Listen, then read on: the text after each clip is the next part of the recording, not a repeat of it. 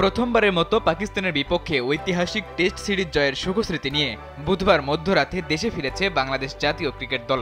পাকিস্তানকে তাদেরই মাটিতে ক্রিকেটের বনেদি সংস্করণ টেস্টে হোয়াইট ওয়াশ করে ঘরে ফেরার আনন্দটা অন্যান্য বারের তুলনায় একটু বেশি হওয়ার কথা। তবে দলের সাথে দেশে ফেরেননি সাকিব আল হাসান। স্বাভাবিকভাবেই প্রশ্ন উঠেছে, দেশে না ফিরলে সাকিব এখন কোথায়?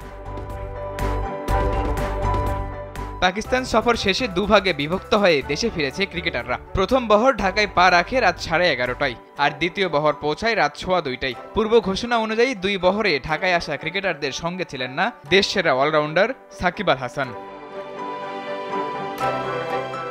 জানা যায় আপাতত ইংল্যান্ডের পথে রয়েছেন তিনি। সেখানে ইংলিশ কাউন্টি লিগে সারের হয়ে খেলার কথা এই অলরাউন্ডারের।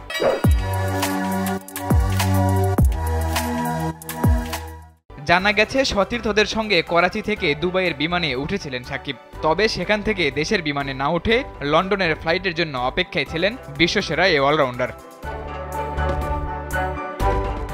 ইংলিশ কাউন্টি লিগে সমারসেটের বিপক্ষে সারের হয়ে আগামী 9 সেপ্টেম্বর টনটনে মাঠে নামবেন সাকিব আল হাসান।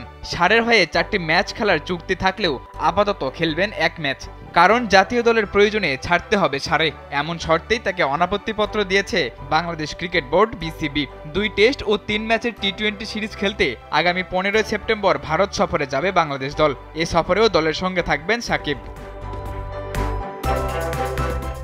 এদিকে শুধু সাকিব আল হাসান নয়, দলের সঙ্গে ঢাকায় ফিরেননি কোচিং স্টাফদের বেশ কয়েকজন সদস্য।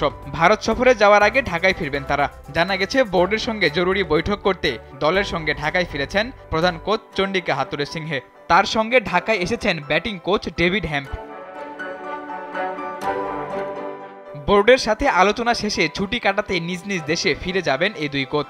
ভারত সফরের আগে 12 সেপ্টেম্বর দলের সঙ্গে যোগ দেবেন। এদিকে দেশে ফিরলেও বেশ কয়েকদিন ছুটিতে থাকবেন জাতীয় দলের ক্রিকেটাররা। তবে আগামী 9 সেপ্টেম্বর ভারত সফরের জন্য প্রস্তুতি শুরু করবেন শান্ত মিরাজরা। সাদাতুর রাফি, কালবেলা।